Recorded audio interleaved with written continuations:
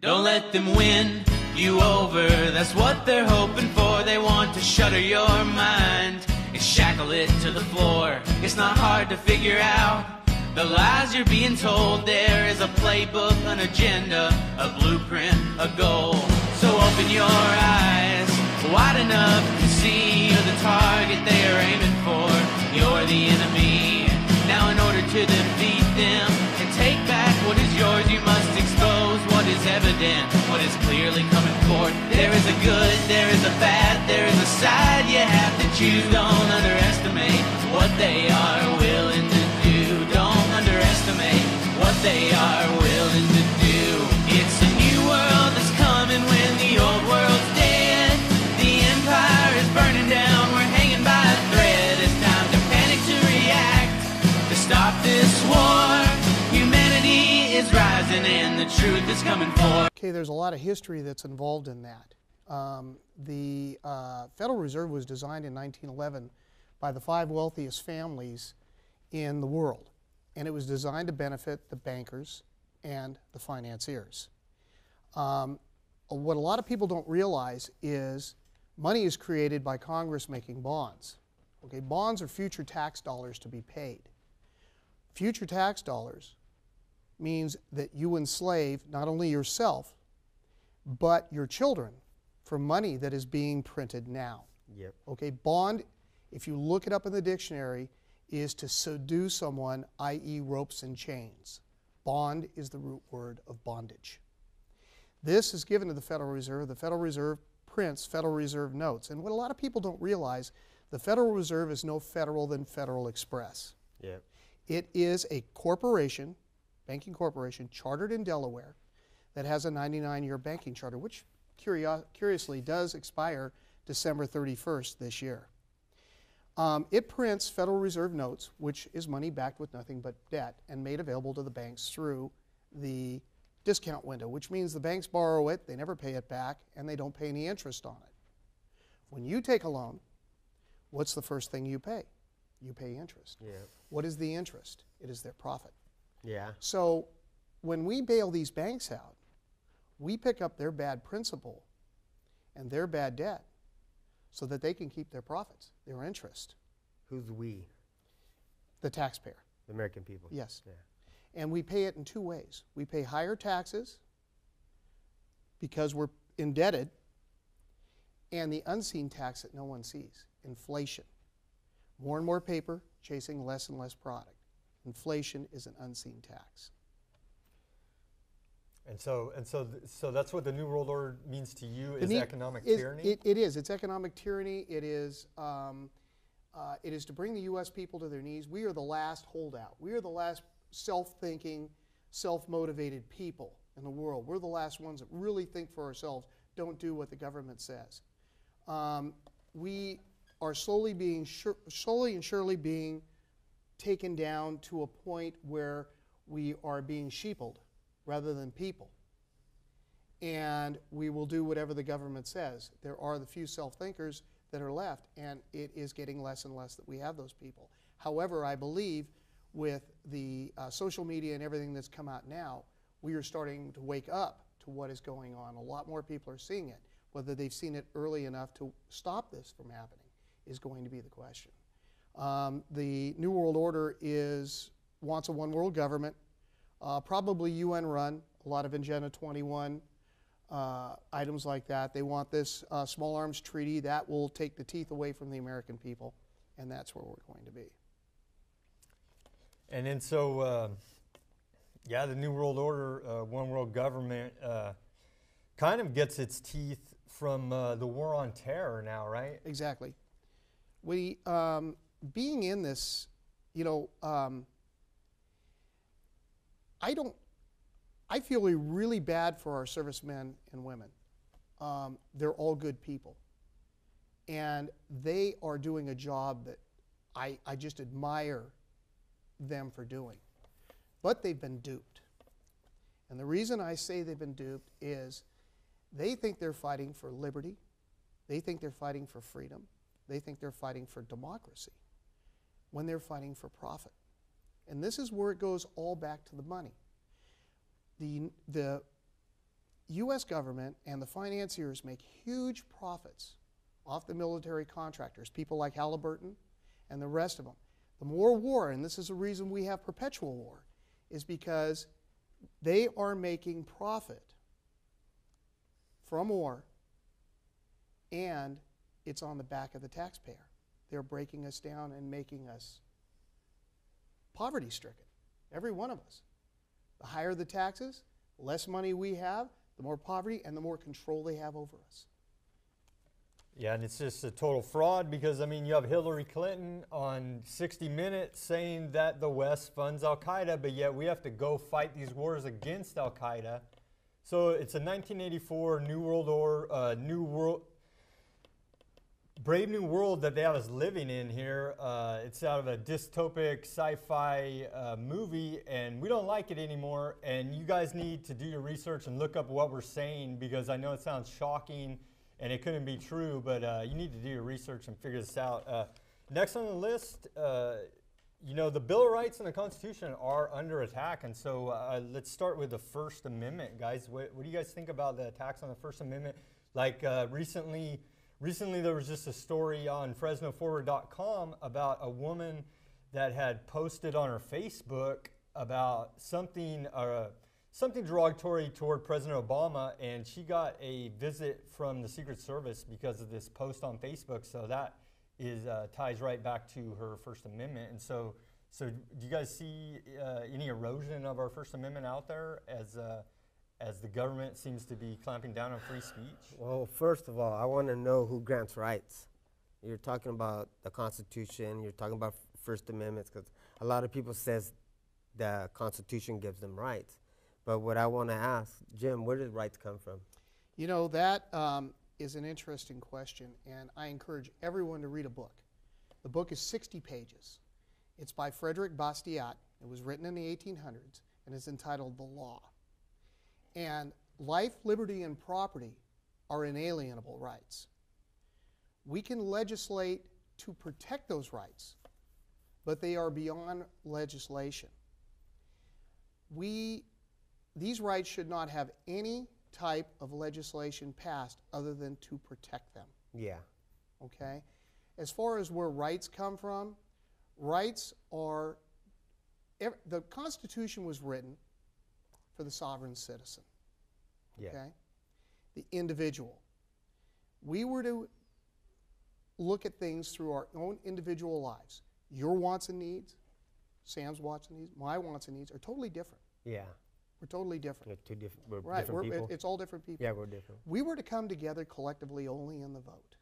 Okay? George Washington warned against political parties for this very reason. When you start acting collectively, and what I mean by that is parties, labor unions, even tea parties, this type of thing, you start acting collectively. Someone's put in charge, they start telling you how to vote. Yeah. Okay? It no longer becomes a decision of what your wants and needs are, but what the wants and needs of the many. Collectivism is the next step to socialism. Okay, but like I was thinking, most people don't know who grants rights and who takes them away. Our founding fathers believed that we were granted certain rights by our Creator, and that was Almighty God. And what they wanted the Constitution to be was a binding contract to hold back the government, to say with the people have these rights automatically. You can't touch them. So when we start going over the First Amendment and all these different things, well, if the government, the people that we elect collectively, as you voted for Obama this past year, well, are they the ones that are supposed to be protecting those? Who's supposed to be protecting our rights and our liberties as the individual? And that's what we need to start looking at with the First and Second Amendment. So what'd you say about this lady's rights?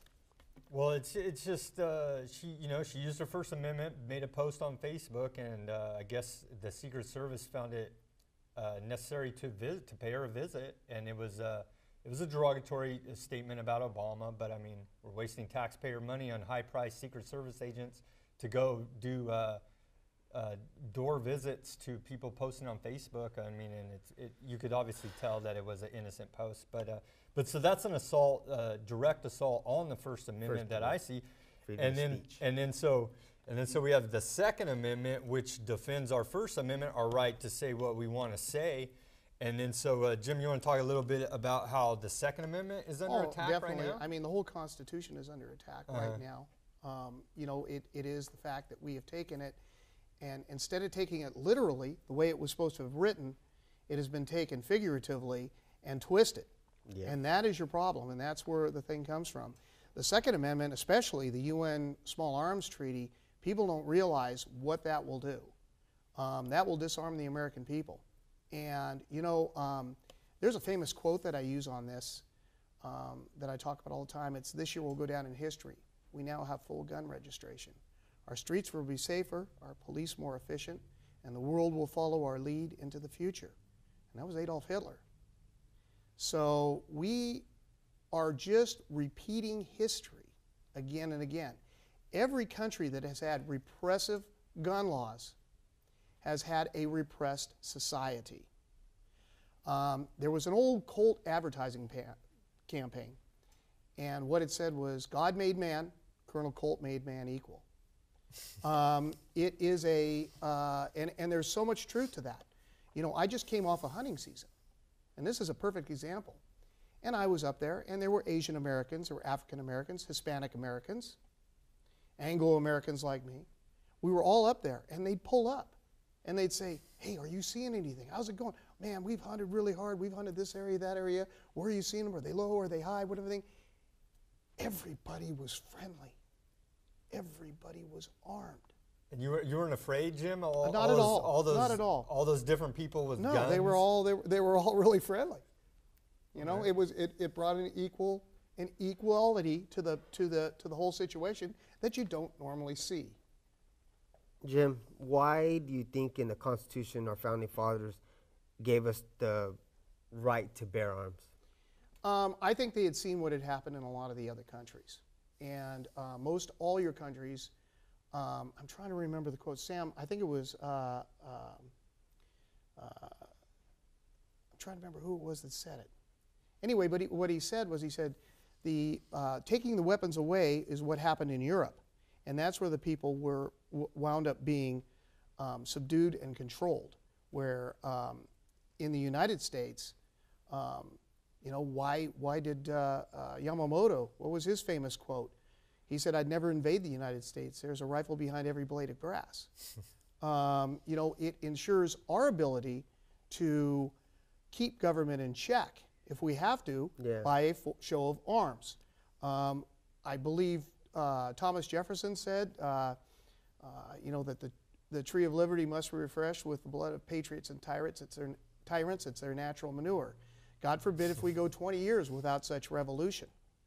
And we've gone way too long. I mean, our government officials need to be reminded that we the people control this country, not the politician. We had statesmen when the Constitution was written. Yep. Now we have politicians. Yep. And one of my favorite quotes, I'm going to use a quote out of a movie, The Hunt for Red October, was the guy given the lecture in the basement and said that the guy might be defecting. And the guy comes up to him and says, "Jack, I'm a politician," which means I'm a liar and a cheat. And when I'm not kissing babies, I'm trying to steal their lollipop. And that is the summation of what we have now. We have politicians who are lining their pockets. They want money, nothing else, and it goes right back to finance. Money is the root of all evil and all the problems in this nation. And so we've been talking about the government tyranny, this, that, and other. Specifically, I need you to search the National Defense Authorization Act, all right? In this act, they say that they can indefinitely detain American citizens with no cause, no charge for anything, because they don't like the color of your shirt. They can put a black bag over your head and no one will ever see you again. This is in the National Defense Authorization Act, signed by your President Obama last New Year's Eve. Look it up. This is scary stuff, all right?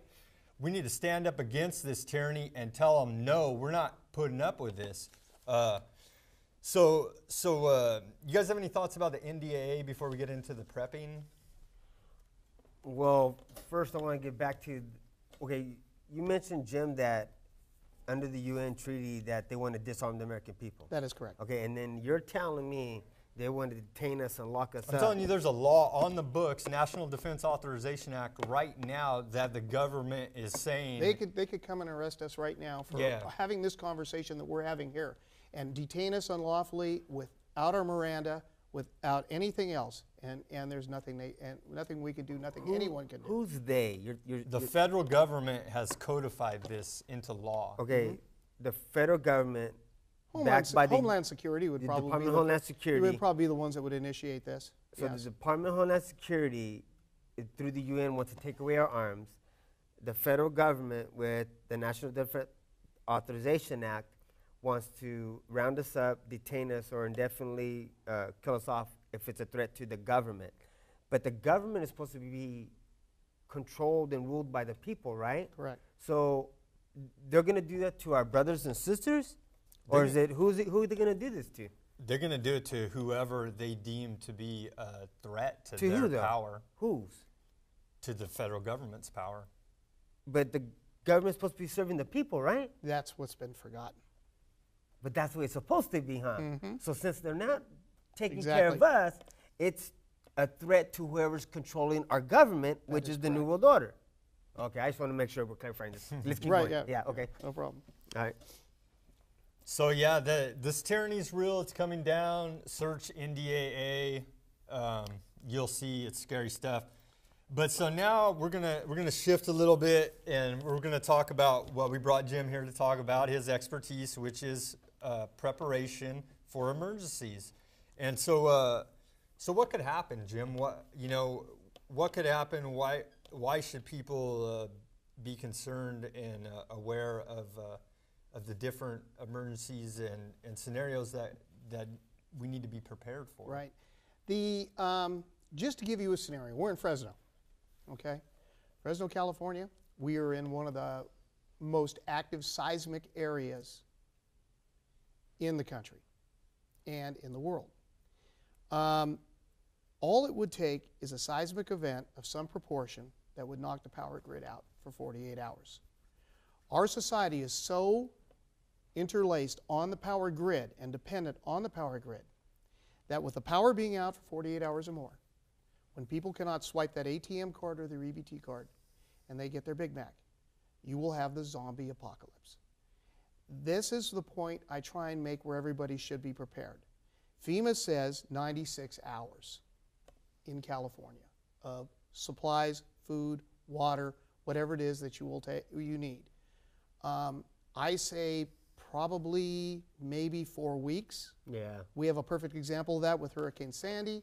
We have a perfect example of that with Hurricane Katrina. Look at how long those people went without their normal services that were available to them. I also suggest very strongly that when this happens, you may be at work. We may be down here. And what's going to happen is, how are you going to get home? So you need to have thought out maybe a bug-out bag, which is, or a good bag, which I call Get Out of Dodge, which has enough supplies and food, and socks, underwear, whatever you figure it's going to take you to get home, that you can walk if you have to. The highways may be down, the infrastructure may be down. You are going to have to get home to your family, and you're not going to do it in high heels. You're not going to scramble over rebar in a dress. So sensible clothing, stuff like this is what you're going to need to have in order to get home. There are so many different scenarios that can have financial collapse. Financial collapse can cause the same thing. I like to use seismic event because it is one of the more tangible things that we can grip onto and grasp onto, and people new to the thought process that are just now taking what I call the Matrix Red Pill and realizing what's going on. You can go ahead and use a seismic event. Yeah, That can happen. If you talk financial collapse or some of these other things or government takeover or this kind of thing, oh, no, that's not going to happen. That's not going to happen. So that's the reason I tend toward that. Any one of them are plausible and applicable to this. So who needs to be prepared for an emergency? Everybody. There's not a person. There is not a person. Even when, just as an example, I used to backpack with my children, and when they were little, and Tyler, my youngest, was 4, and I built him a little small survival pack, and he had an MRE, and he had a water bottle, and he had a down pilot strobe, and he had a flashlight, and he had a space blanket, and just all the things he had. 92% of your search and rescues on children, the reason the children perish is because the parents are carrying the survival gear and the child becomes separated from them. So even children should have a survival pack that they can carry with them with items. I mean, they don't need a knife, but they should have the basics that they can have. A whistle. Any way that they can be got, they can get a hold. And I mean, this applies not only if you had a building come down and your child was in it and he had a whistle he could blow 3 times for a searcher to hear, what do you have? It applies in the wilderness, it applies in buildings, it applies in any survival situation. Even out in, if he has a whistle around his neck and he's swimming, he starts having a cramp, starts having a problem, he can start blowing that whistle, and a parent is going to hear that and look out and see the child's in distress in the water and maybe save him from drowning. So what's the most economic way a person can begin preparing? Say for somebody that's taken the red pill, like you said, and they're starting to become more aware and see what's happening out there in the world and think about, there are seismic activities in California. Sure. And, they're starting to think about, maybe I do need to prepare for an emergency. What's the most economical way for them to get started? What I suggest to everybody is to, there's a thing called the dollar store. And you can go to the dollar store and you can spend $20 to $30 and you can come up with enough food and matches and items like this to prepare. Now, I do a blog. I hope you don't mind me plugging my blog. No, go ahead. It's Prepping and Surviving at blogspot.com. GI Jim's just in case is what the other one is. If you can't find it one week, find the other. Or you can go to my website, www.gijimsmilitary.com. And you can go down the first page, and there are links to the blog and links to my email, and you can click on those. We started the blog because there were so many people coming in with questions just like you just asked. And how can we prepare, or how can't we prepare, or, we don't have enough money to prepare, or this type of thing. And we had so many people coming in, and I was working with them that I'd have customers come in and they go back out the door. I didn't have time because I'm a one-person show. I didn't have time to deal with everybody, but I wanted these people to understand. My goal is, if something does crash and happen, and somebody walks up to my gate, I want them prepared to barter, not beg. And so I started the blog figuring I'd get 20 to 30 views a week. But it would give people a place to go, they could look at the stuff and everything like this. We broke 50,000 views today from 35 different countries. I'm very humbled by it. I'm not trying to be egotistical or anything. I've tried to make a post every day. We started it in February. And it's very comforting for me to see that people are waking up and realizing we have a problem. And this stuff can happen. One of the things I tell people is, if you're really prepping for a long haul, let's say you really feel that something's going to happen, a 55-gallon food-grade barrel of food will feed one person for 1 year. Beans and rice are the backbone of the Hispanic community. They have been for hundreds of years. Okay, you can eat beans and rice for a long time, full of protein. It's not going to hurt you. I'm eating beans right now that I've had stored for 15 years. So so you're rotating your stock. Right, I rotate my inventory out. You can take the beans and rice, and if you put them in a freezer for 48 hours, any possible bug larvae, some people are offended by bugs in their food. Me, that's protein. You put it in the freezer for 48 hours, it will kill all the larvae. So that way, when you put it in the barrel, or you put it in an old, you can use a galvanized garbage can, and you can put a seal around it with some silicone or something, put the lid down on. as long as you don't introduce any type of bugs or anything else to that, it will stay. It will stay fresh. Some people don't keep their beans and stuff as long as I do. They just have to boil them a little bit longer. It doesn't hurt them. So. Or just leave the protein in there. Yeah, huh? that's it. The bugs have never bothered me. I mean, you know, it's wilderness survival. I do teach wilderness survival too, and that's one of the things. You know, I've eaten things that make a billy go puke. Yeah. I mean, it's really, that's the truth. It's, you know. The one thing that I've told family members and friends is they should have an emergency plan right at the beginning, because you want them to prep, but say that the telephones go out, and how are you going to know what to do as a family, as a husband or wife, or even have older a family kids? plan. Yeah, exactly. You need to have a family plan. My family, my kids know that the two young ones, they stayed at school. Mom and dad or older brother would be there to pick them up. My oldest one already knows, get straight home. This is what you're going to do. Mom's going to go do this. I'm going to do this. And we have that set already. And that's what people have to do. It's like death. This prepping right here, it's like death. I know people don't want to really admit that we have to come to this conclusion, but it's only to protect yourself. You know what I'm saying? It's just like auto insurance. We were talking that thing. Right. It's just like, you don't think you're ever going to, if you have it, it's best because it's there. But if you don't have it, then what happened? You know what I'm saying? Your car's out, now you don't got the money to replace it, but hey, take care of it and you have something ready. You don't buy it to use it. You Yeah. buy it to have it. And that's just in case. Yeah. And that's exactly what prepping's all about. And you know, I'm going to be honest with you. I had a young couple come in one day with 2 small children, and they said, well, we just don't have the money to prep. And I said, well, let me ask you something. I said, let's say it does collapse, and it collapses bad. You're starving, your husband's starving, your 2 children are starving. You walk up to a house that you know has food, and the guy comes out. Sure, I'll be glad to give you food.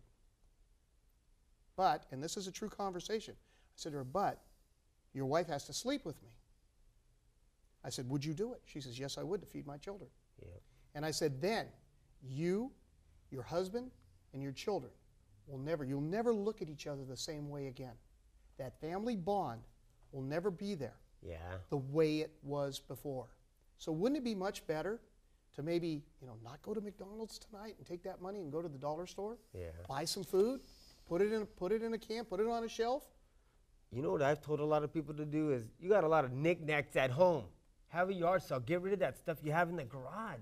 You don't use it. Sure. You're saving this toy for some reason. I don't know why you're saving that toy for, because it's a collectible. Dude, you could use that in other ways, you know what I'm saying, for substance, like a collector car or whatever you're going to do. People have money, but they don't want to let go of those possessions. There are 5 B's as to what I call, and it's beans, bullets, bullion, barter, and Band-Aids. And those are the 5 that I feel, the 5 B's, that are essential.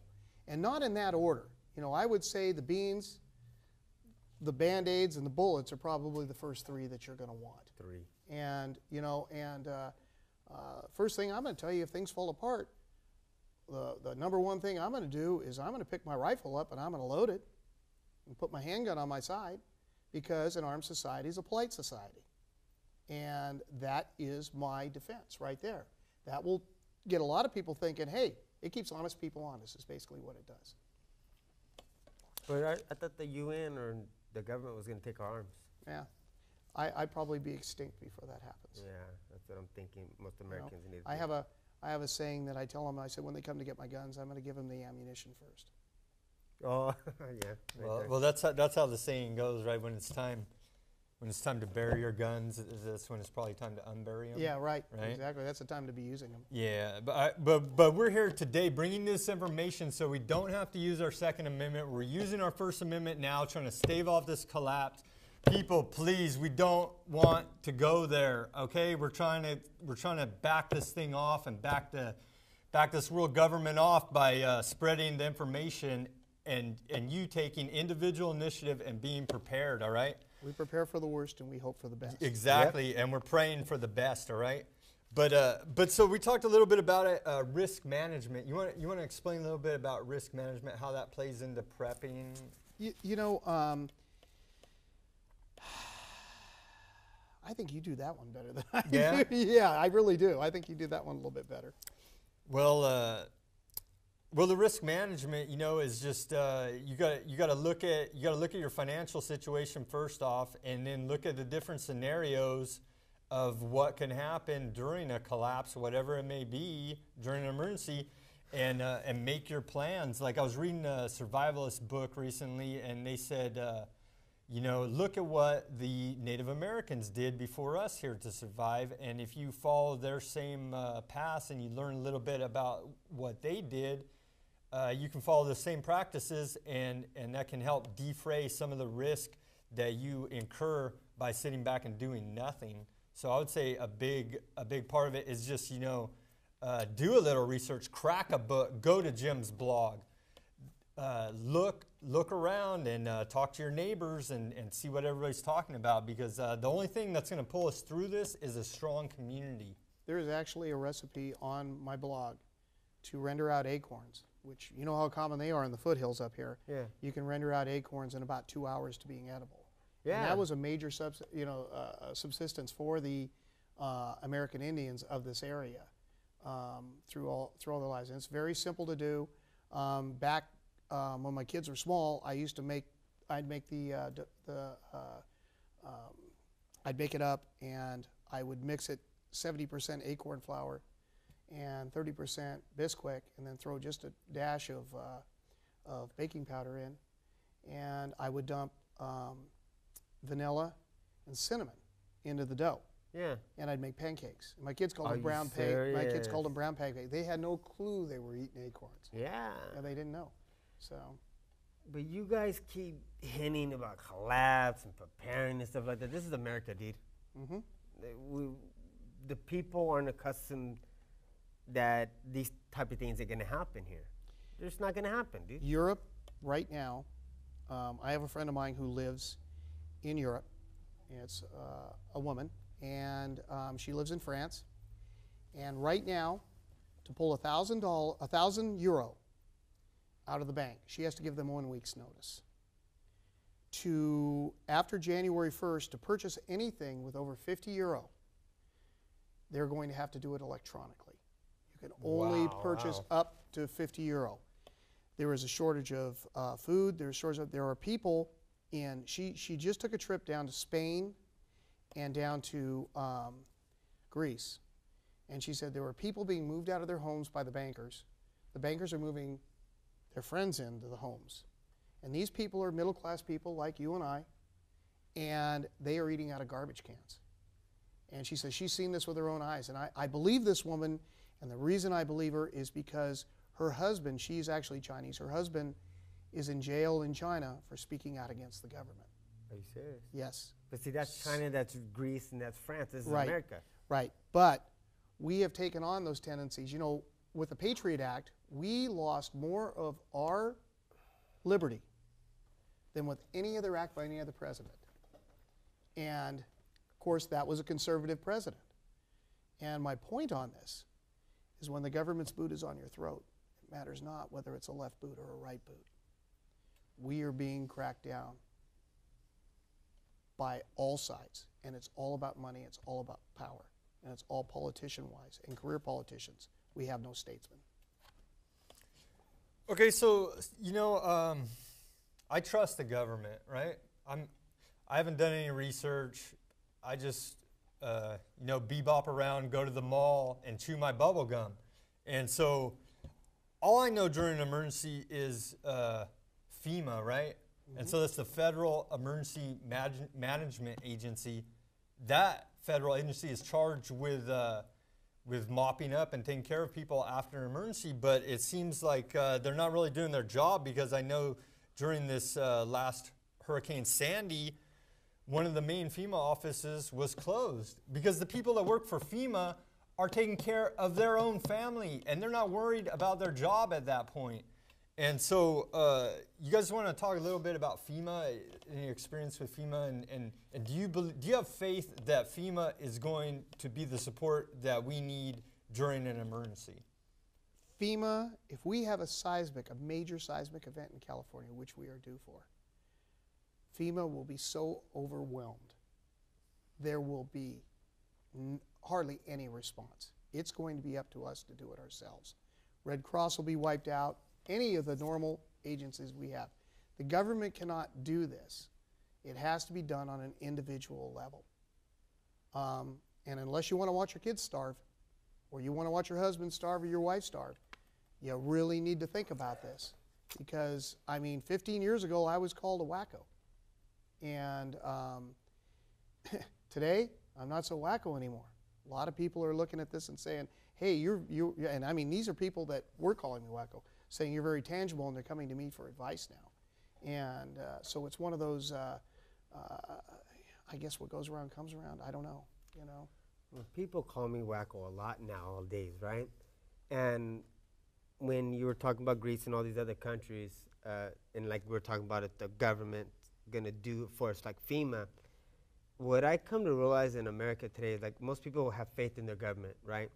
That we still live in a constitutional republic. But what I was getting at when I asked you that, this is America, why, that's them, this is us. But what happened in America is everything we've adopted is what those other countries have done. We've adopted socialism. We have adopted a country of men, not of laws. We've adopted communists. We've adopted an oligarchy of politicians, do as I say, not as I do. So how could we as Americans expect any other outcome but not to follow Greece or not to follow Italy or Europe? We're doing the exact same thing. They're ahead of us. And that's what I try to tell people. They're ahead of us by 1.5 to 2 years. So if we're following them, how can we expect any other freaking different outcome? Exactly. We, you know, what I tell people, one of the greatest quotes I've ever heard was, "Those who don't remember the past are doomed to repeat it." And that was by George Santayana. Yep. And Thomas Jefferson had one that was very similar to that.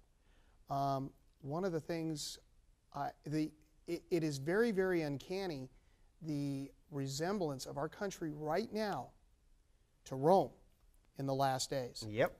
Rome, you know, the people got so involved in pleasures, entertainment, everything.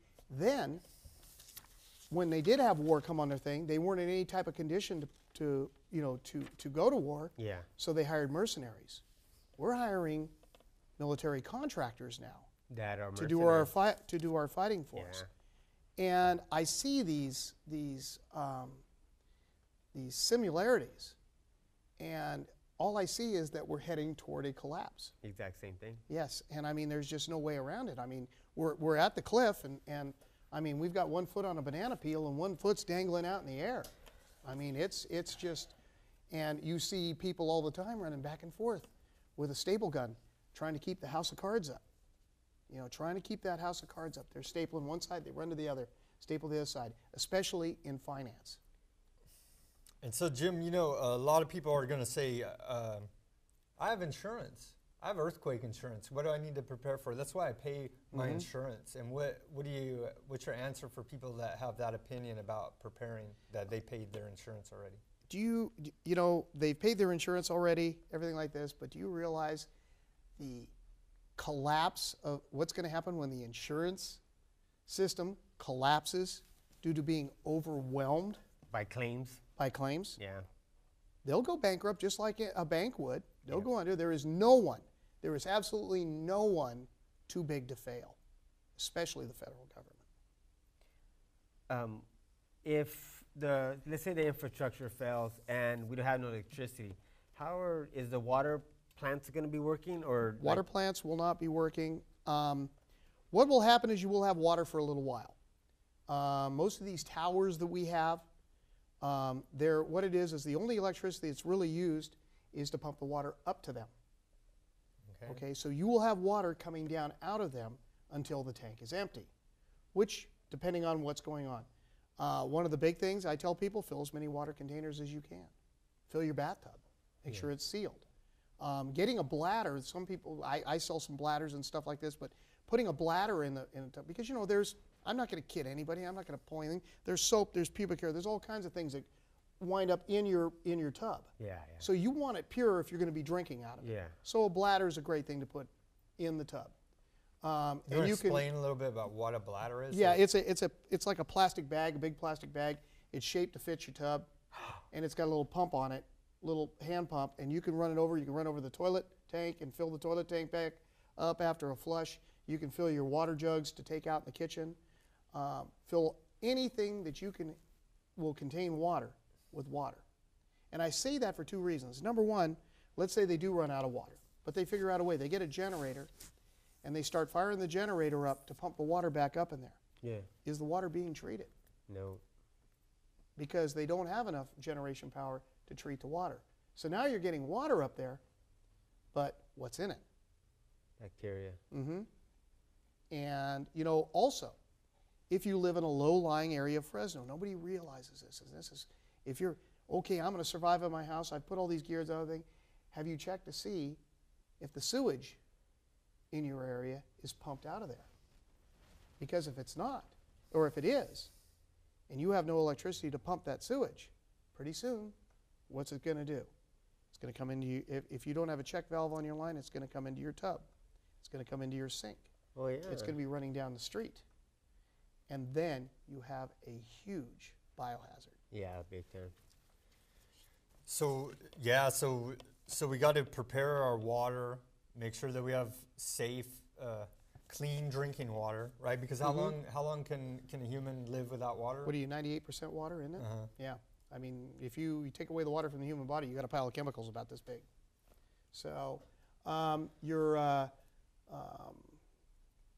water is essential. You have to have a way to you have to have a way to store water. You have to have a way to obtain water, and you have to have a way to purify water. You know, I've purified water in the mountains by dumping it through a T-shirt from one container to the other and putting it at a rolling boil for 15 minutes. That will kill 99% of everything that will be in the water. And you can take, there's a book, there's a guy that's a guru on survivals, and I'm no problem, you know, because I want people prepared. His name is James Wesley Rawls. He's written two fantastic books. One is called The Patriots. It's a novel, so it's a little bit easier for people to follow.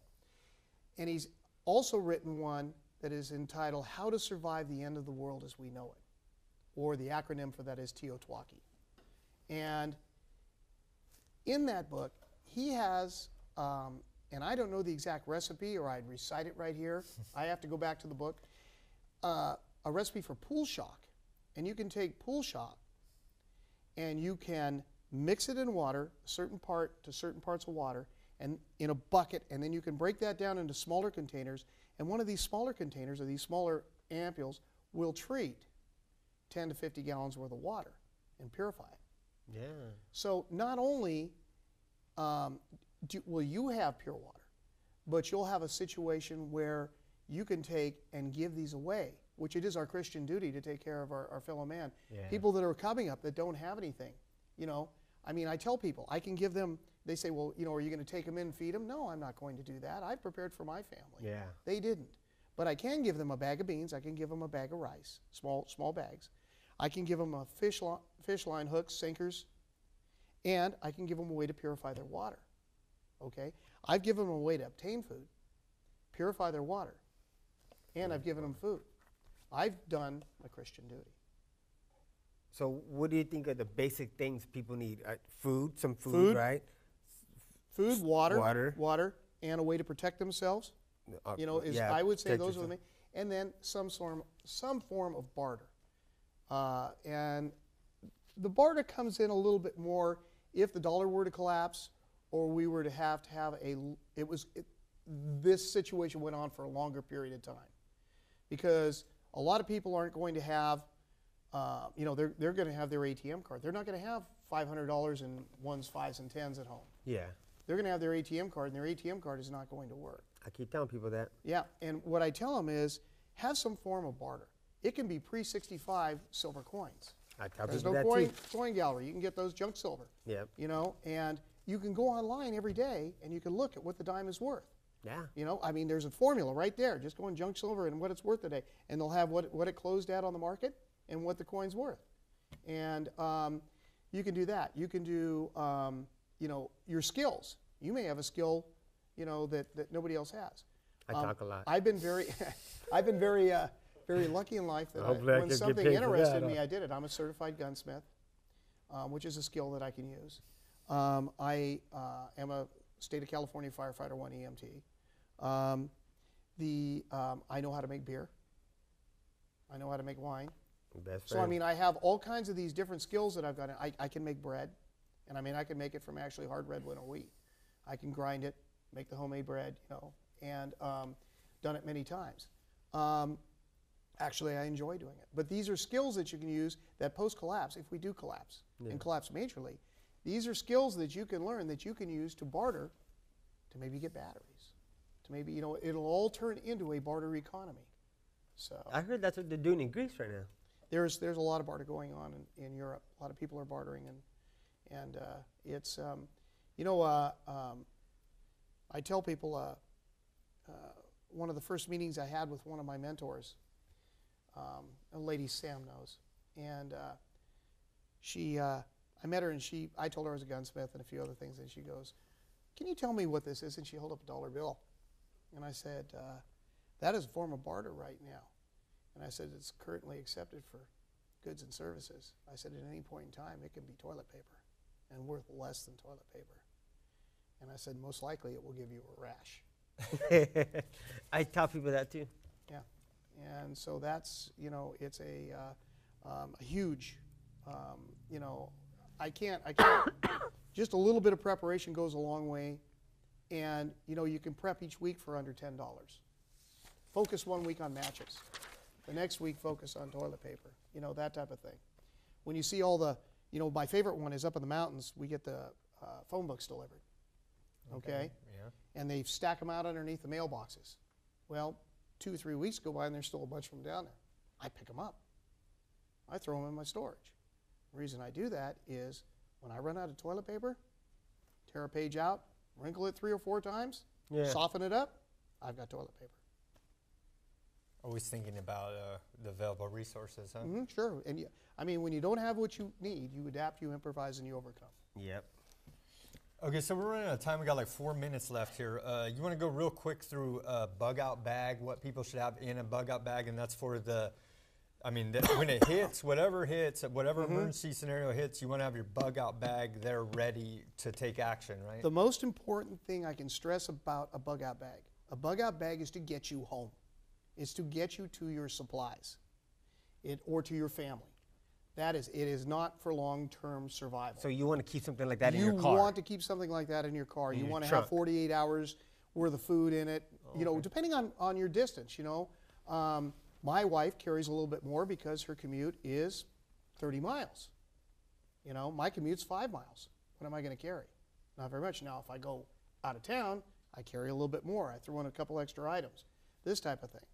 Also, one of the most important things you can carry in a bug-out bag is Ziploc bags. And people sit there and they go, why would you carry Ziploc bags? Well, number one, if you wind up crossing a stream and it's wet and you don't want your boots wet, you can take your boots off, pull the Ziploc bag over them, seal it up as much as you can, walk across, and then put your boots back on. Yeah, that's okay. Good. Number two, you're going to come across an AM/PM mini market. All right, there's no power. They've got a whole rotisserie full of hot dogs. What? You can walk in there. Hey, I'll give you $5 for all those hot dogs. The guy, you know, the cash register doesn't work. The guy's going to jump on it. You're going to pick up the hot dogs, put them in there. You've just taken your food supply and you've extended it. Yeah. Your storage food that you have that is long-term food, you've just extended it for another day. Yeah. So instead of 48 hours, what do you have? 36. No, what's 48? 72. There you go. Yeah, Very good. I know my math. I had to figure it out. But that's you know, these are the things. And if you go to my blog, it is posted, or come to the store. I have no problem with people coming to the store. I have handouts on power outages for long periods of times, bug-out bag basics, and the one for acorns, preparing the acorns and making those, for that. Yeah, I like to see that. Feel free to come. I demonstrated it. We had a little get together one day, and I demonstrated for a bunch of people, and they were surprised. They picked it up, popped their mouth, they go, "That's edible." Yeah. Kind of bland, but edible. Yeah, so I would like it was. To see that. And what I suggest is the bug-out bag is going to be different for every person. All right. you may have a health issue that I don't have. You're going to need your med. Yeah. So you're going to need to put your meds in there. And you need to talk to your doctor about getting an extra some extra medicine, putting it in the pack, and then rotating it through so that you always have a full prescription in your pack and you can rotate it through, and rotate to whatever else you have. If you're a lady, you're going to need feminine hygiene. Yeah. You're probably going to want baby wipes. There's going to be a lot of things that you're going to want that maybe I won't use. So it all depends on the person. Well, we got like a minute left, so yeah. Thanks a lot, Jim. Thanks for, and we'll direct people to your website. Appreciate that. To your store, and the reason why we need everybody to take this seriously and prepare is because that will lessen the burden on those of us who have prepared for this situation. And then you're not the guy who, like Jim said earlier, who's having to have his wife trade her body for food or whatever the crazy scenario is that people can think of that's out there. You will have already taken personal responsibility, and you know that you can take care of yourself, all right? And so the government is not going to help you. They will not help you. You need to take care of yourself and help stave off this collapse, all right? And this is We Are Change Fresno TV signing off. Thank you. God bless you. Thank and you, good Jim. night. Thank you, Jim. Thank you for having me. Don't let them win you over, that's what they're hoping for. They want to shutter your mind and shackle it to the floor. It's not hard to figure out the lies you're being told. There is a playbook, an agenda, a blueprint, a goal. So open your eyes wide enough to see you're the target they are aiming for. You're the enemy. Now in order to defeat them and take back what is yours, you must expose what is evident, what is clearly coming forth. There is a good, there is a bad, there is a side you have to choose. Don't underestimate what they are willing to do. Don't underestimate what they are willing to do. It's a new world that's coming when the old world's dead. The empire is burning down, we're hanging by a thread. It's time to panic, to react, to stop this war. Humanity is rising and the truth is coming forth. Whoa!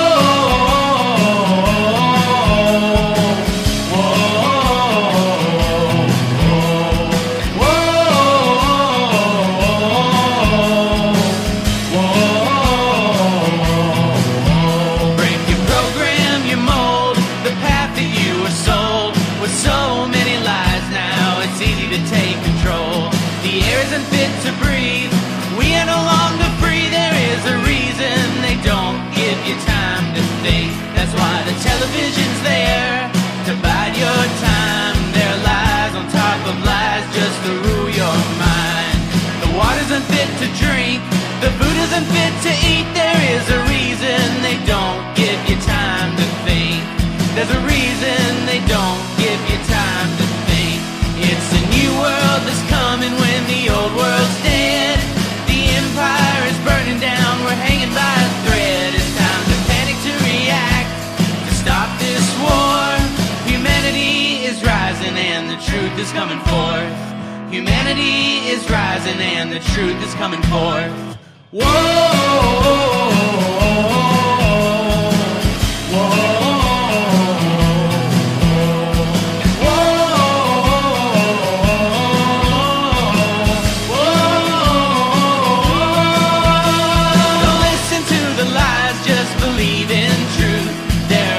To the questions, there is solid proof. With the camps to keep you in, the laws to keep you quiet. Tyranny is here, there is no choice to deny it. But what comes next? We head into the long night. In the info war, we have just begun to fight. But what comes next? We head into the long night. In the info war, we have just begun to fight. In the info war, we have just begun to fight. It's a new world that's coming when the old world's dead. The empire is burning down, we're hanging by a thread. It's time to panic, to react, to stand once more. Humanity is rising and the truth is coming forth. Humanity is rising and the truth is coming forth.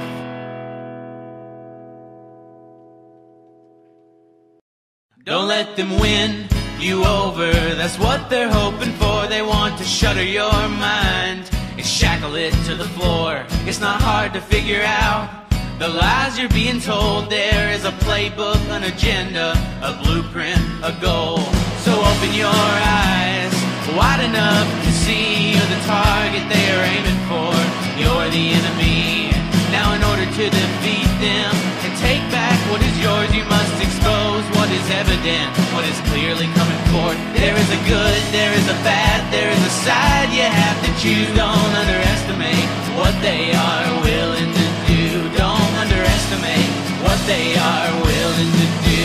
It's a new world that's coming when the old world's dead. The empire is burning down, we're hanging by a thread. It's time to panic, to react, to stop this war.